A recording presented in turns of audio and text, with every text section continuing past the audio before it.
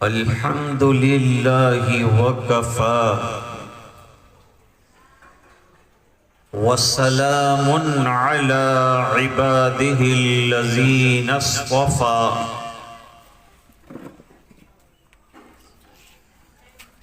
खुसूसन अला अफ़ज़लिहिम व ख़ातमिन नबिय्यीन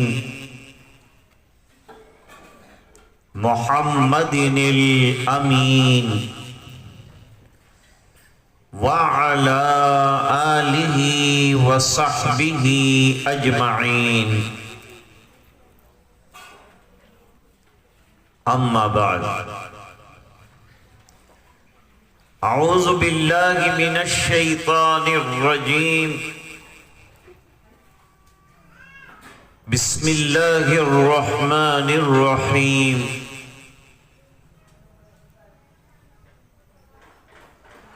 बल हुवा क़ुरआनुम मजीदुन फ़ी लौहिम महफ़ूज़। सदक़ल्लाहुल अज़ीम। वक़ाल नबी सल्लल्लाहु अलैहि वसल्लम फ़ज़्लु कलामिल्लाहि अला साइरिल कलाम कफ़ज़लिल्लाहि अला ख़ल्क़िही औ कमा क़ाल अलैहि सल्लतु वस्सलाम। अल्लाहुम्मा सल्लि अला सय्यिदिना मुहम्मद व अला आलि सय्यिदिना मुहम्मदिन व बारिक व सल्लिम।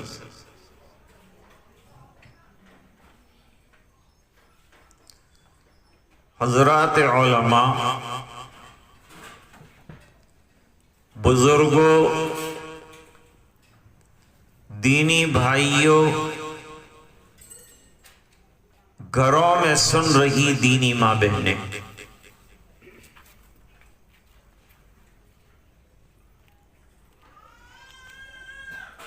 अल्लाह ने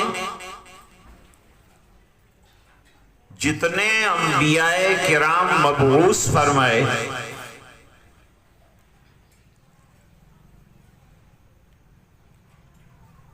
उन तमाम नबियों को और रसूलों को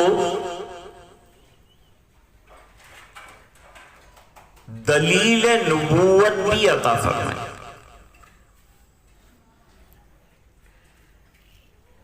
यानी मुअजिज़ात भी अता की।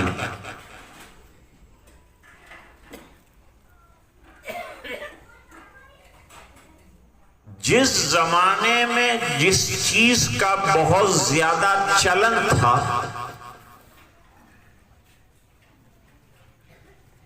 उस जमाने में उस तरह का मुअजिज़ा दिया कि जिसका जवाब लाने से उस जमाने के लोग आजिज हो गए।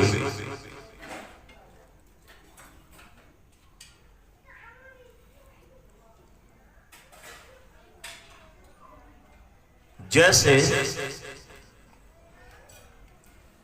हजरत मूसा अलैहिस्सलातु वस्सलाम के जमाने में सेहर और जादू का बड़ा जोर था।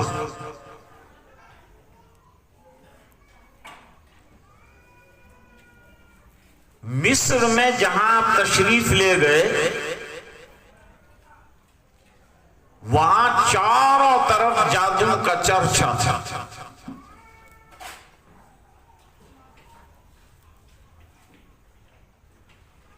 और हजरत मूसा अलैहिस्सलातु वस्सलाम को जब नबूवत से नवाजा तो दो मौजिज़े दिए। वैसे तो कई मौजिज़ात हजरत मूसा अलैहिस्सलाम के हैं, लेकिन दो मौजिज़े खास तौर पर फौरी तौर से अता किए।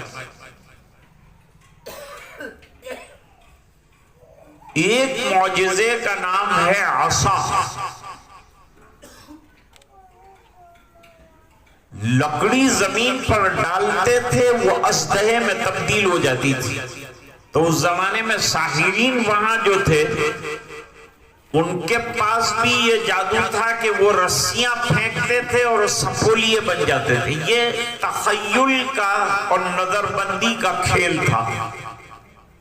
जिसका असर हजरत मूसा अलैहिस्सलाम पर भी हुआ। दूसरा मौजिजा दिया यदे बैदा, दामन में हाथ डालते थे, बाहर निकालते थे तो आफताब से ज्यादा रोशनी हाथ से नमूदार होती।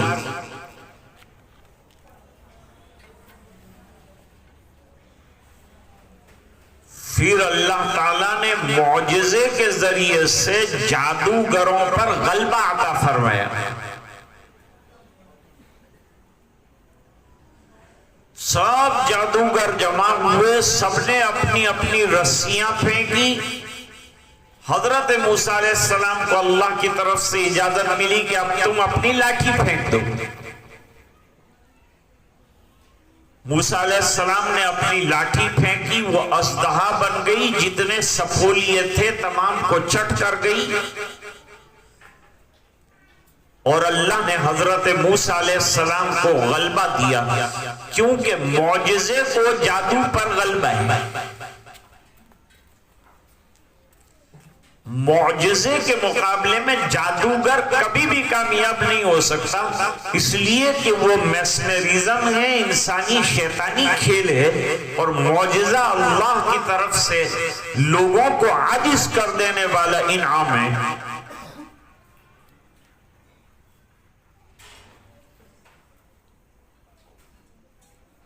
हजरत ईसा अलैहिस्सलाम के जमाने में तबाबत का बड़ा जोर था, डॉक्टरी और मेडिकल बहुत आगे बढ़ गया था। आंखों का इलाज करते थे, फलां का इलाज करते थे, इसका इलाज, उसका इलाज। अल्लाह ने हजरत ईसा अलैहिस्सलाम को अजीब और गरीब मुआजिजा अता किया। वो मुआजिजा ये था कि आज भी जो है वो मुआजिजा ही है। पैदाइशी नाबीना, उसको कोई अच्छा नहीं कर सकता, उसका कोई इलाज नहीं है। हजरत ईसा अलैहिस्सलाम खाली हाथ फेरते थे तो पैदाइशी नाबीना बीना हो जाता।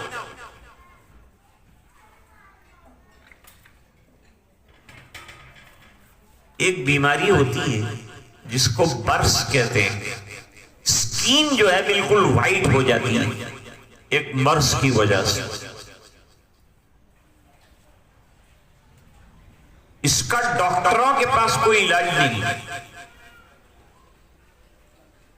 ये 100% क्योर नहीं हो सकता। अल्लाह ने हजरत ईसा अलैहिस्सलाम को ये खूबी अता फरमाई थी कि पूरे जिस्म की सफेदी को खाली हाथ फेरने से बिल्कुल ओरिजिनल स्किन आ जाती थी।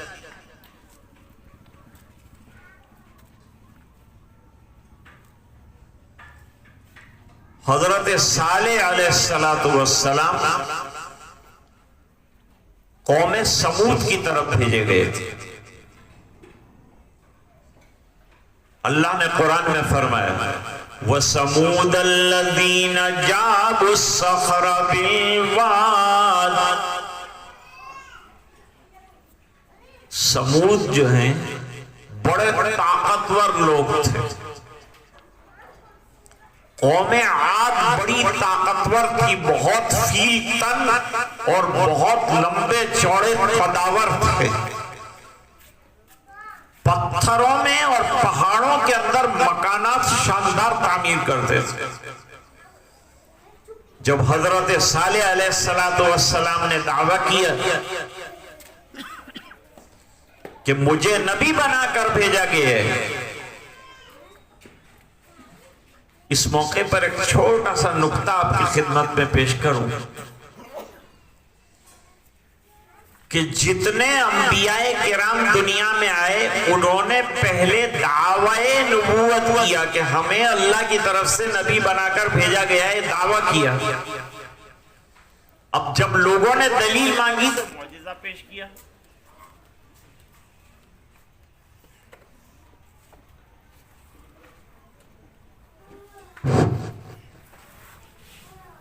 तो मौजिजा पेश किया। हुजूर पाक सल्लल्लाहु अलैहि वसल्लम ने 40 साल तक दलीलें दी अपनी नबूवत की, 40 साल, और 40 साल के बाद दावा किया। ये फर्क है और अंबिया किराम में और जनाब रसूलुल्लाह सल्लल्लाहु अलैहि वसल्लम में कि उन्होंने दावा किया फिर दलील दी। हुजूर पाक सल्लल्लाहु अलैहि वसल्लम ने दलाइल पहले दिए, दावा बाद में किया। ये कमाल है।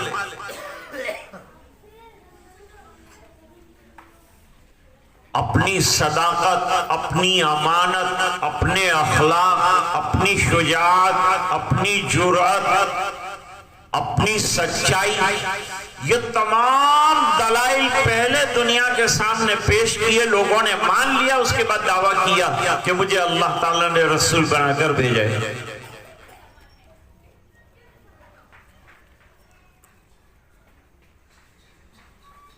तो कौम समूद ने कहा कि तुम अगर नबूवत का दावा करते हो तो ये सामने जो पहाड़ी है ना, ये पहाड़ी में से एक हैबतनाक ऊँटनी निकालो। वो चूंकि पहाड़ों से खेलते थे रात दिन, तो उनको इसी तरह की बात समझ में आई।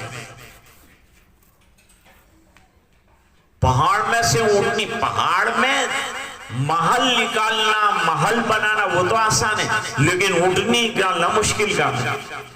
लेकिन अल्लाह के लिए कोई काम मुश्किल नहीं। चुनांचे खाली ऊँटनी नहीं निकालनी है, ऊँटनी इतनी बड़ी होनी चाहिए कि वो निकलते ही बच्चा जने, और बच्चा जवान ऊँट जो होता है ना, इतना बड़ा होना चाहिए। तो ऊँटनी कितनी बड़ी होगी जो इतना बड़ा जवान बच्चा जनेगी।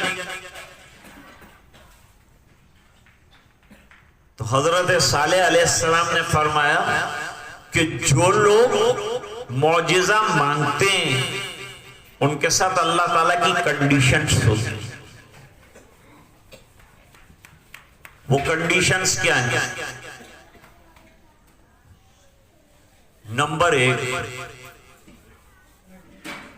उस मौजिजे का एहतराम करना और बेएहतरामी से बचना, और उसको नुकसान पहुंचाने से और ईजा पहुंचाने से बचना। और अगर उसको ईजा पहुंचा दी और उसका हक अदा नहीं किया तो पूरी कौम को तबाह कर दिया जाएगा।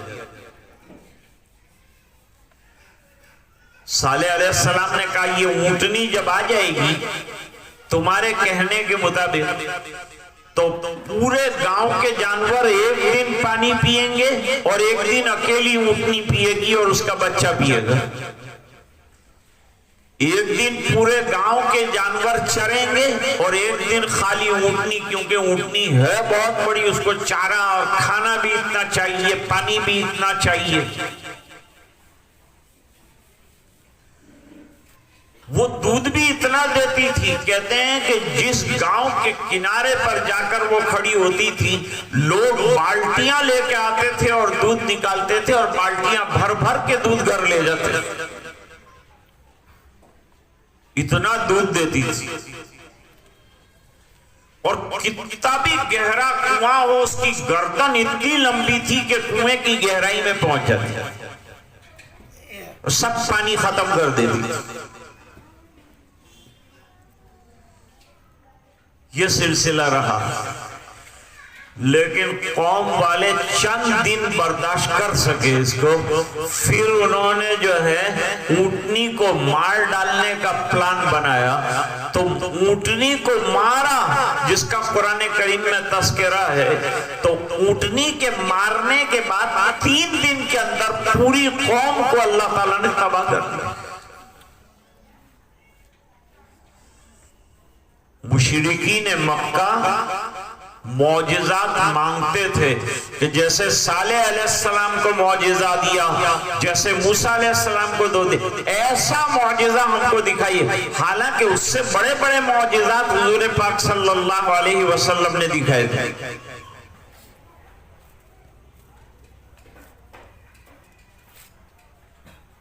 लेकिन वो जिद पर थे, हसद था उनको, उनके दिल में घमंड था, बड़ाई थी, तकब्बुर था, और तकब्बुर हक को कबूल नहीं करने देता। और जब आदमी मुतवाज़े होता है, अपनी गलती भी मान लेता है और हक बात को कबूल भी करता है। अल्लाह ताला ने फरमाया कि ये मांगा हुआ मौजिज़ा हम दो वजह से नहीं देते। एक तो ये कि जो मौजिज़ा देखे उसके मानने के बाद दीन कबूल किया तुमने? नहीं किया। तो अब क्या दलील है कि जो मांगे हुए मौजिज़े दिखा देंगे उसके बाद तुम दीन कबूल करोगे? और मांगा हुआ मौजिज़ा अगर दिया जाएगा और तुम एहतराम न कर सके तो पहली कौमों का जो अंजाम हुआ वो अंजाम तुम्हारा होगा, बगैर ईमान के अज़ाब आएगा और तबाह हो जाएगा।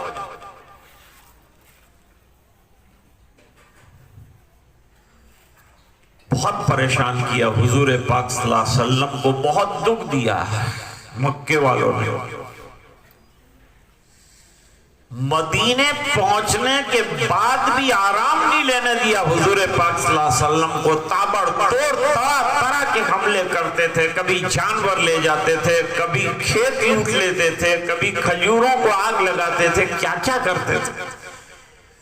लोग समझते मदीने जाके हुजूर आराम में हो गए, नहीं, वहां तो डबल तकलीफ थी। मुनाफिकीन अलग परेशान करते थे, मुशरिकीन हमलों पे हमले करते थे।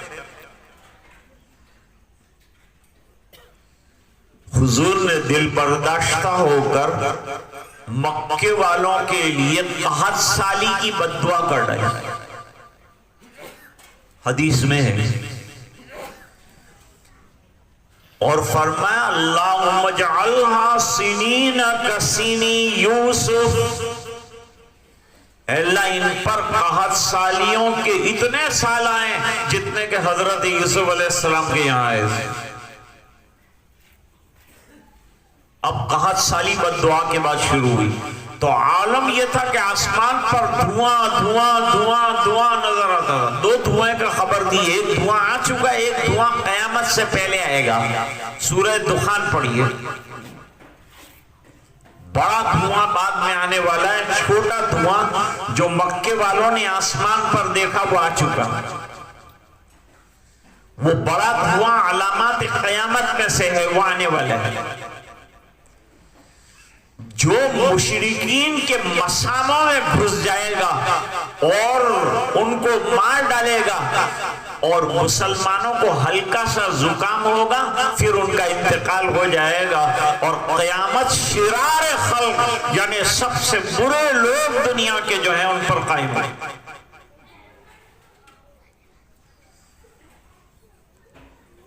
जब कहत साली हुई तो लोग कहते हैं कि ये जानवरों के जो मेंगनियां हैं उसको निचोड़ कर उसमें से पानी निकलता था, वो पीते थे। और मुर्दा जानवर रास्ते में जो पड़े होते हैं ना, उसका गोश्त निकाल के खाते थे और उसके चमड़े चबाते थे। क्या आलम हुआ होगा अंदाजा लगाओ। कहत साली बुरी चीज है, इससे परहेज होना चाहिए, इससे दुआ होनी चाहिए कि अल्लाह इससे हमारी हिफाजत फरमा। हम लोग खाते पीते, हमें कहत साली का अंदाजा नहीं।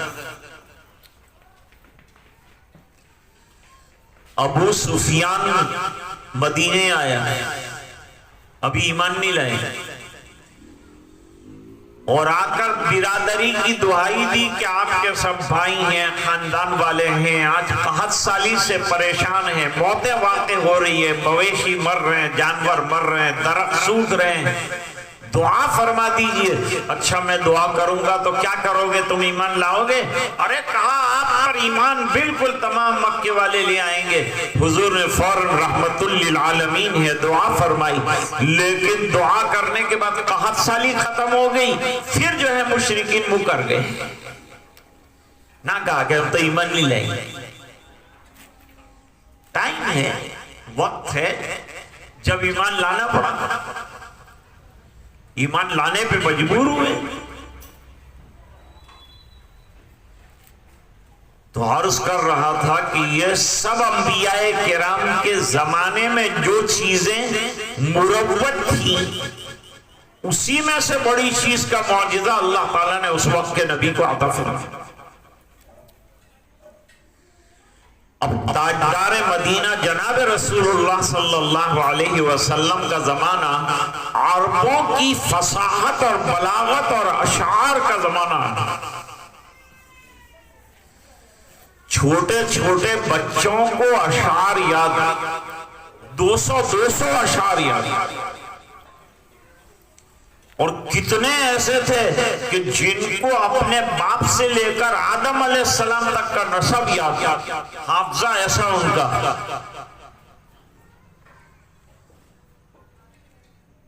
और वो बड़े बड़े कसीदे लिखते थे और लिखकर बैतुल्ला के ऊपर लटकाते थे, सुनहरे गुरूब में लिखकर के इसका कोई जवाब हो तो लाओ। एक शायर थे, उसका नाम लबीद इब्न रबिया, बाद में ईमान ले आए, सहाबी बन गए। वो बहुत बड़े शायर थे। एक बहुत बड़ा कसीदा जिसको सबा मुअल्लका, जिसके अंदर 7 बड़े बड़े कसीदे थे, उसमें से एक कसीदा सुनहरे हुरूफ में लिखकर बैतुल्ला पर चिपकाया और जवाब मांगा कि इसका जवाब लाया जाए, वरना मुझे बिन हरीफ सबसे बड़ा शायर माना जाए, लाजवाब शायर मुझे माना जाए। उसके पड़ोस में किसी ने इन्ना अतैना कल कौसर लिख दी। दूसरे दिन आया, उसने पढ़ा, ये जवाब, अल्लाह अकबर, इसमें तो उलूम है, इसमें तो हकीकत है, इसमें तो जामियत है, इसमें तो फसाहत है, इसमें तो बलागत है, इसमें तो मानी का समंदर है। किसका है ये कलाम? फरमाया अल्लाह का कलाम है, नबी करीम सल्लल्लाहु अलैहि वसल्लम पर उतरा है।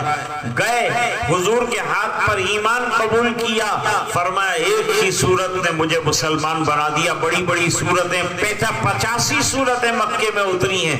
क्या फसाहत और बलागत है उसकी, मैं कह नहीं सकता। इस बिना पर आज के बाद कलम तोड़ के कहता हूं कि कोई शेर नहीं लिखूंगा, इसलिए कि कुरान के बाद किसी शायर का शेर नहीं है। एक छोटी सूरत ने और एक छोटी आयत ने मुसलमान बना।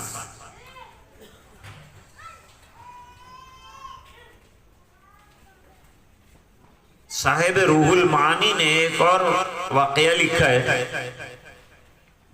कुरान के मौजिजा होने के, और आखिर में मैं आपको बताऊंगा कि आज क्या मौजिजा सामने आया।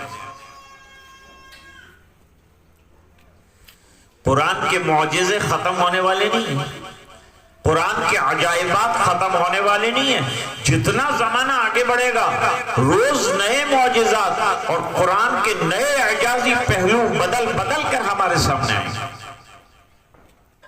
ये बात अलग है कि हम लोग तवज्जो नहीं देते। 5 साल का बच्चा कुरान करीम हिफ्ज कर ले, ये कुरान का मौजिजा है। 7 साल की बच्ची कुरान करीम हिफ्ज कर ले, ये कुरान का मौजिजा है। ये बच्ची का कमाल नहीं, कुरान का कमाल है। और आज एक बड़ा मौजिजा हुआ, सईदा खातून, ये सईदा नाम मेरे वालिद साहब ने दिया, उनको ये नाम बहुत पसंद, चुनांचे मेरी एक भांजी का नाम भी सईदा रखा, तो ये बच्ची का नाम भी सईदा रखा। देखो बुजुर्गों के नाम रखने में क्या भलाई होती है। अल्लाह ने ऐसी सआदत दी कि बीनाई ना रही लेकिन कुरान की हाफिज हो गई।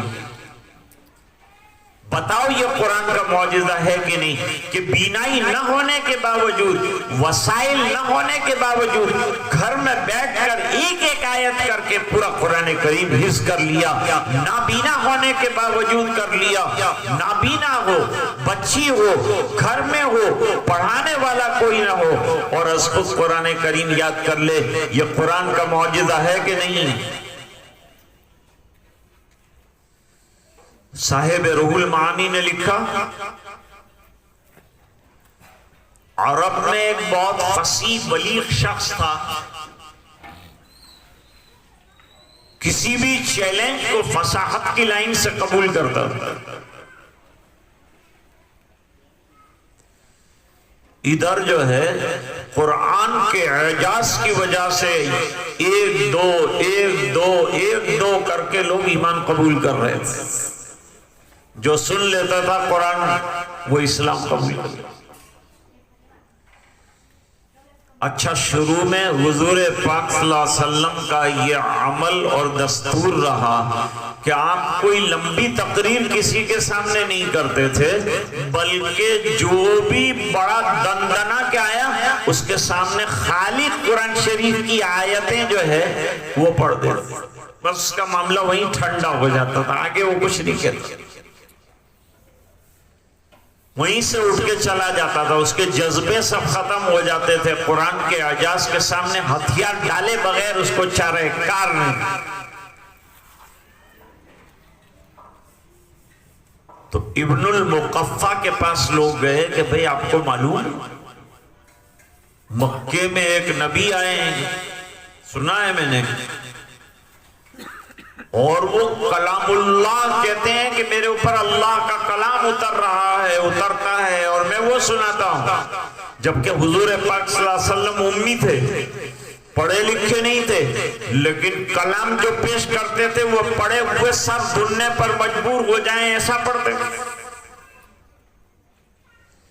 वही कुरान आज पढ़ा जा रहा है, लोग सर सुन रहे हैं, हैरान हो जाते हैं। जो ईमान नहीं रखते वो भी कुरान करीम सुनकर कहते हैं कि अजीब व गरीब अल्लाह का कलाम।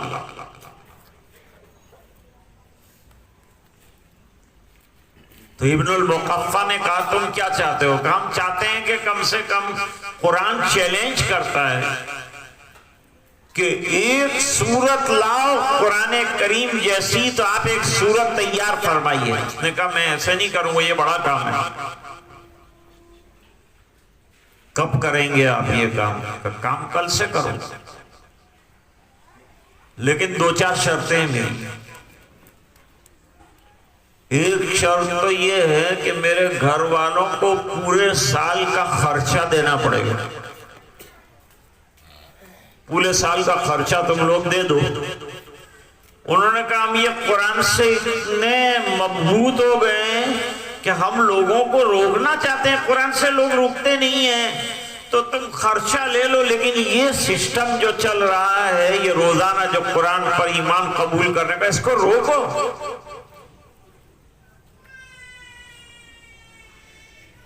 मक्के वालों ने पूरी ताकत लगाई थी इस बात पर कि मक्के से बाहर कुरान की आवाज न जाए। अल्लाह ने आज दुनिया के हर कच्चे पक्के घर में कुरान पहुंचाया। ये कुरान का एजाज है। न मानने वाले भी कुरान करीम को जानते हैं, और जो लोग जितना कुरान जलाते हैं उतना कुरान मशहूर होता जा रहा है। कुरान क्यों जलाया भाई, क्या है इसमें इतना खतरनाक? चलो स्टडी करो, तो स्टडी किया तो ईमान लाया, क्योंकि कुरान में ऐसी कोई चीज है ही नहीं कि जो घबराने की हो, मारपीट की हो। भाई मारपीट का मतलब यह है कि जिहाद की आयत। जिहाद कब करेंगे? जब सामने वाला हमारे सर पर चढ़ के आएगा, तो क्या घर में हम बैठे रहेंगे? भाई चोर हमारे घर में, हम तहज्जुद पढ़ रहे थे तो क्या तहज्जुद पढ़ते रहे? वो तिजोरी खोल रहा है, लाखों रुपये उठा रहा है, तो क्या आपकी बुजुर्गी है कि जी आप ले जाइए, कोई बात?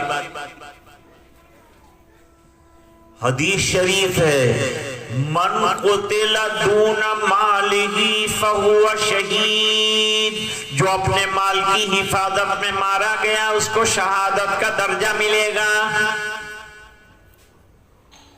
अपने माल की हिफाजत करनी, अल्लाह ताला ने माल का अमीन बनाया तो उसकी हिफाजत करना है।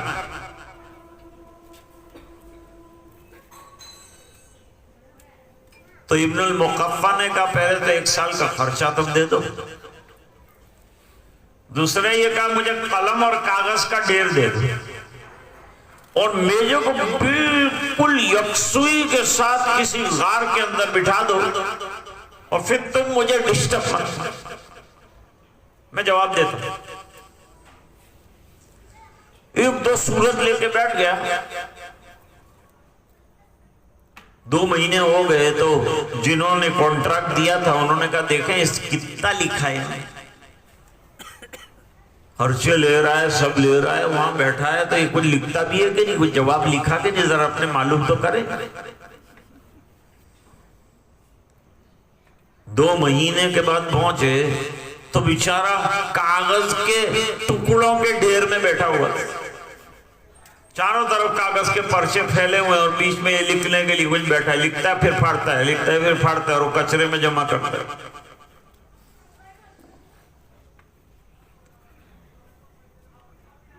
अरे साहब कुछ लिख दिया, जवाब आएगा, जवाब क्या लिखा, जवाब शुरू करता हूं वहीं से खत्म हो जाता। वो कैसे? तो कब मैं वो जवाब लिखता हूं फिर वो सूरत के साथ टैली करता हूं, सूरत सामने रखता हूं फिर मेरा जवाब सामने रखता हूं, फिर मेरा दिल कहता है ये सूरत में और ये जवाब में कोई जोड़ी नहीं, इसकी बुजुर्गी को मैं पहुंच ही नहीं सकता हूं। और आज तुम आ गए हैं, खर्चा वर्चा छोड़ो, मुझे तुम बाबा माफ करो और लो ये तुम्हारी कलम और ये कागज, और मैं तो पढ़ता हूँ ला इलाहा इल्लल्लाह मुहम्मदुर रसूलुल्लाह। कुरान का जवाब नहीं हो सकता, इसलिए कि अल्लाह का कलाम है तो मैं कहां से जवाब दूंगा, इंसान कहां से जवाब देगा अल्लाह के कलाम। ये है कुरान करीम का एजाज। कुरान करीम ने यूं कहा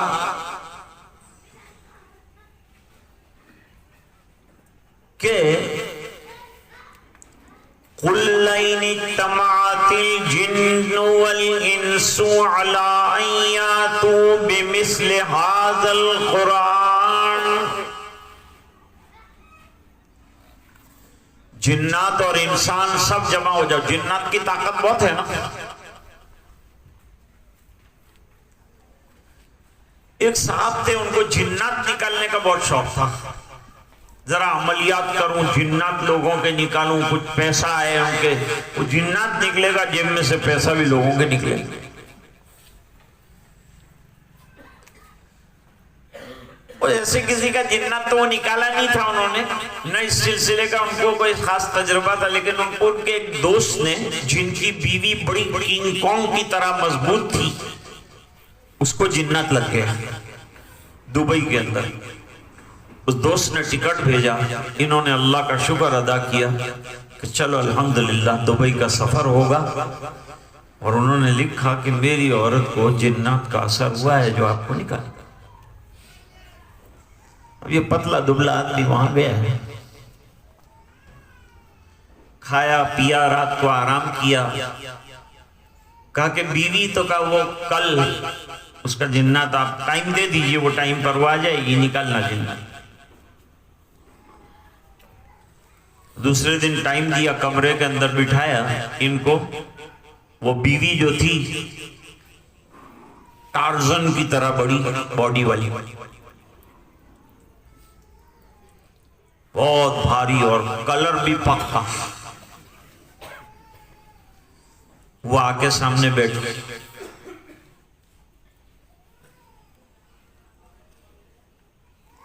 इन्होंने धीरे से पूछा कि आपको कुछ असर है? तो उसने बड़ी जोर की आवाज में पूछा कि तेरे को क्या है? वो बोल, मेरे को कुछ नहीं है। क्या तू दुबई तक आया क्यों? मेरे शौहर का खर्चा करवाया तूने, क्या चाहता है तू? कुछ नहीं चाहता, शाम की फ्लाइट से वापस जाना चाहता।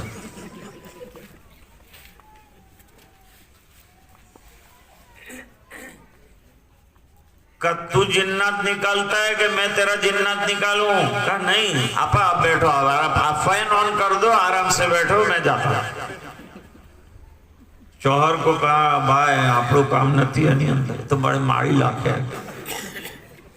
आ एटली भाड़े एक ज मुक्को मने मारे तम फ्रेक्चर करी लाखे मारे हूँ कहीं एनो इलाज बिलाज नहीं कर। वापस आ गए। अल्लाह फरमाते जिन्नात जमा हो जाएं, इंसान जमा हो जाएं, सब मिलकर कुरान लाएं, नहीं ला सकते, सब अपनी ताकतें लगा लें। जिन्नात की ताकत बहुत बड़ी, इंसान की फसाहत बहुत बड़ी, लाओ ना कुरान करीम का जवाब नहीं ला सकते।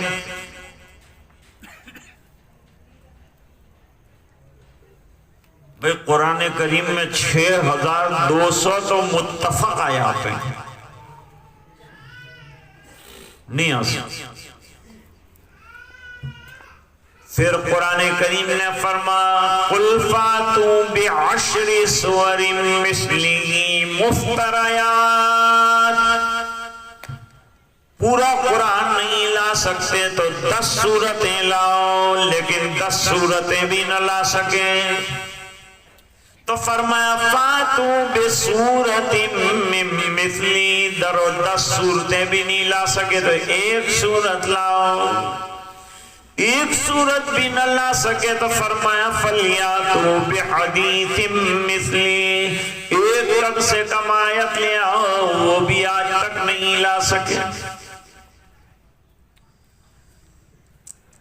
मुझे आज ये करना है कि इतना बड़ा एजाजी कुरान अल्लाह ताला ने हमारे छोटे बच्चे के सीने में दिया, बच्चियों को दिया, बड़ों को दिया, घर में दिया, पढ़ने को दिया, लेकिन हम पढ़ते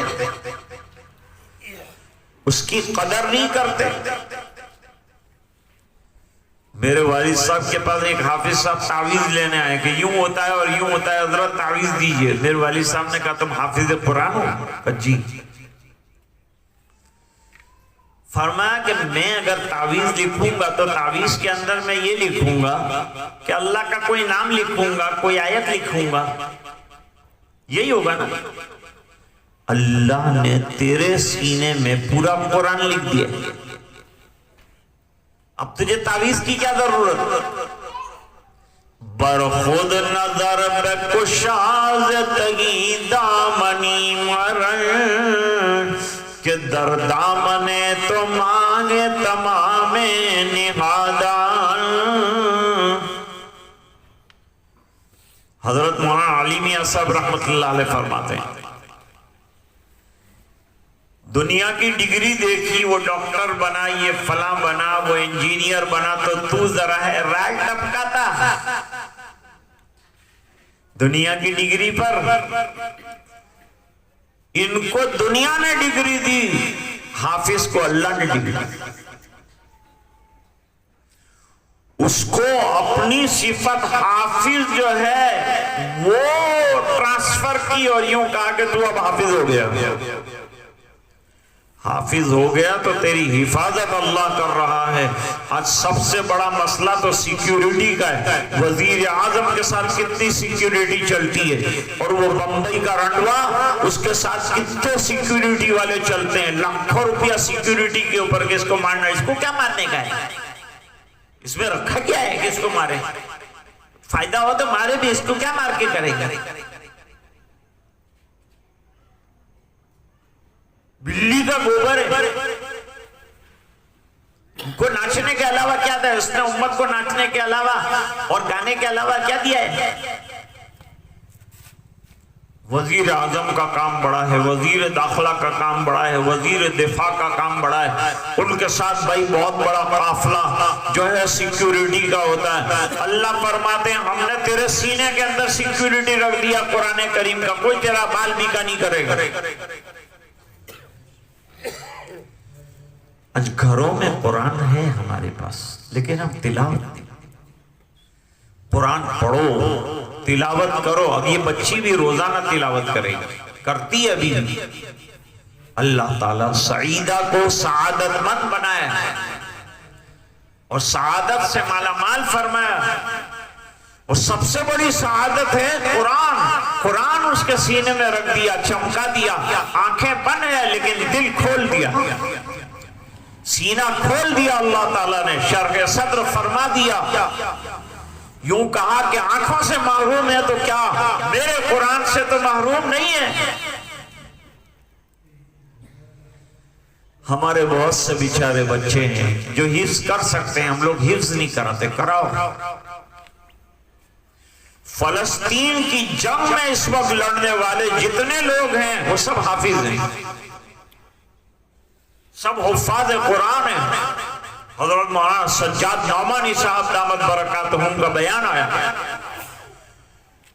और वो खाली हाफिज नहीं है, वो रॉकेट लॉन्चर चलाना जानते हैं, वो जदीद किस्म का असलहा चलाना जानते हैं, वो कंप्यूटर जानते हैं, वो बेहतरीन टेक्नोलॉजी से भी वाकिफ हैं और कुरान से भी वाकिफ। तो आज टिके हुए हैं अल्हम्दुलिल्लाह। यहूदियों ने कहा था 3 दिन में मिटाएंगे, 3 महीने हो गए आज तक कुछ नहीं हुआ, और आगे भी इंशाअल्लाह ये सिलसिला जो है मुजाहिदीन का जारी रहेगा, क्योंकि इन्होंने अपने बच्चों को हिफ्ज कराया।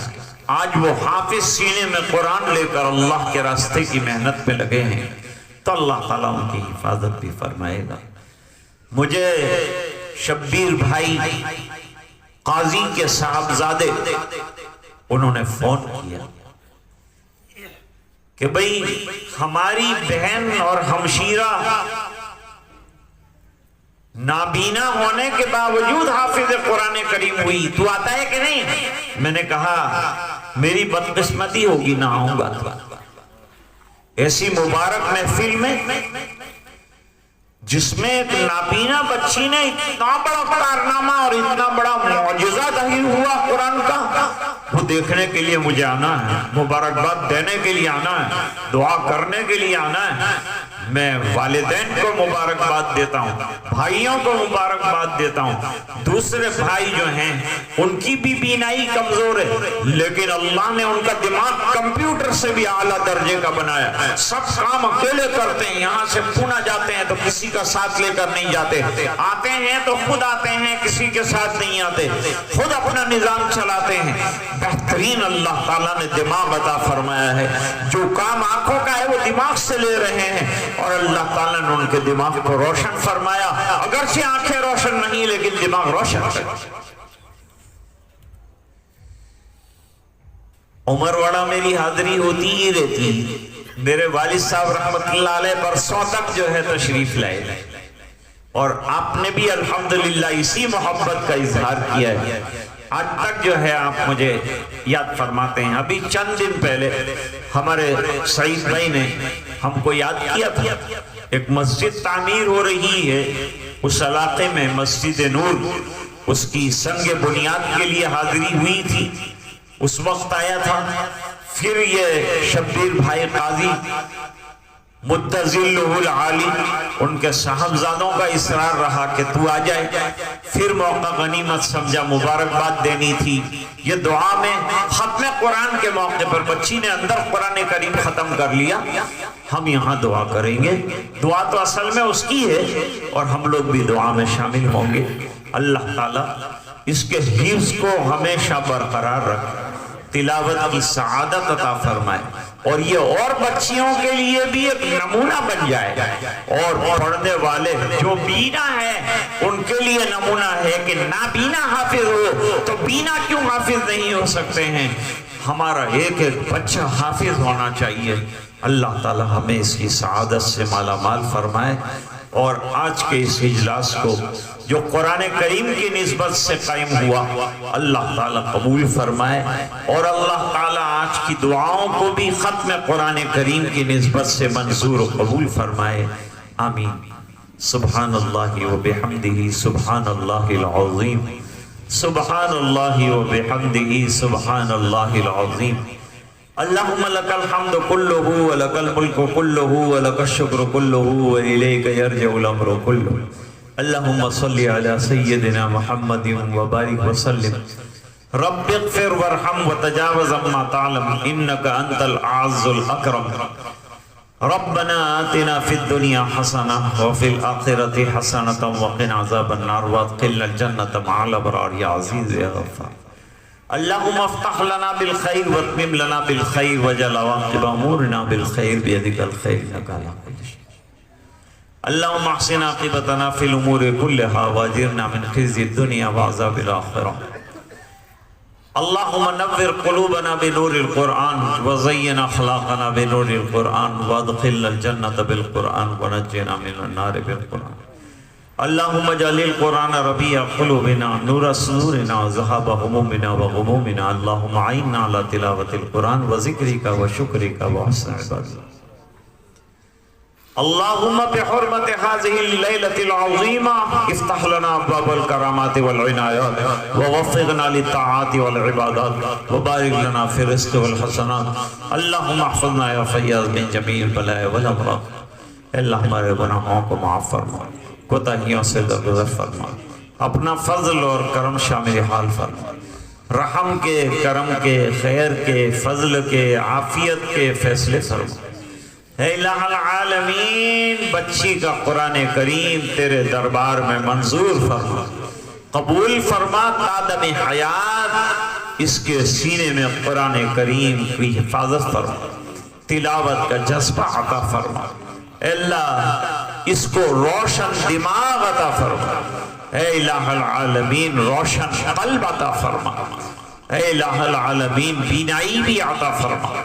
इलाहुल आलमीन, दूसरे भाई हैं उनसे भी दीन का काम ले ले, अपने फजल से कबूल फरमा ले। और जितने घर में दीन के काम करने वाले उलमा हैं उन तमाम की मेहनतों को मंजूर और कबूल फरमा ले। अल्लाह कुरान की बरकत से हमारी औलाद को भी हाफिज बना दे। ए अल्लाह, जो हिफ्ज करके भूल रहे हैं, अल्लाह उनको इस नेमत की कदरदानी नसीब फरमा दे। अल्लाह कुरान के मुताबिक जिंदगी बना दे हुफ्फाज की।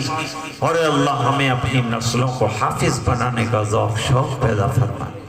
ए अल्लाह, बीमारों को शिफा अता फरमा, परेशानों की परेशानियां दूर फरमा, जो उलझनों में गिरफ्तार हैं उनकी उलझनें दूर फरमा। ए अल्लाह, पूरे मजमे की मग़फ़िरत फरमा। ए अल्लाह, पूरे गांव की हिफाजत फरमा, एक एक फर्द की हिफाजत फरमा। ए अल्लाह, गांव के जो उलमा काम कर रहे हैं अतराफ में, जवानी में, जहाँ जहाँ बैरून में, अल्लाह उन तमाम के कामों को, उनके तमाम इल्मी मशगलों को कबूल फरमा। ए अल्लाह, पूरे मजमे की मग़फ़िरत फरमा। माँ बहनों ने भी हाथ उठाए हैं, अल्लाह उनकी भी मग़फ़िरत फरमा, उनकी भी मांगताएं आता फरमा। अल्लाह, दुआएं अपने फजल व करम से कबूल फरमा। बिरहमतिका या अरहमर राहिमीन।